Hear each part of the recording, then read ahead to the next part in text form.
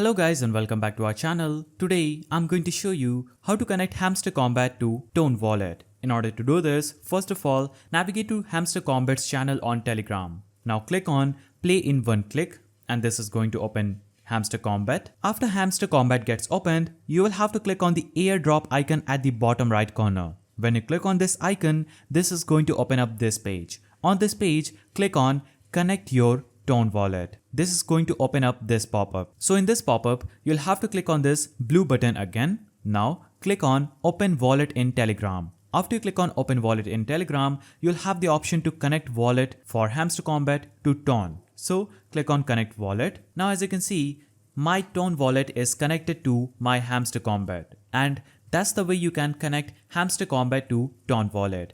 So if you found this video helpful, please don't forget to give it a thumbs up, subscribe and hit that notification bell. And I will see you in the next video.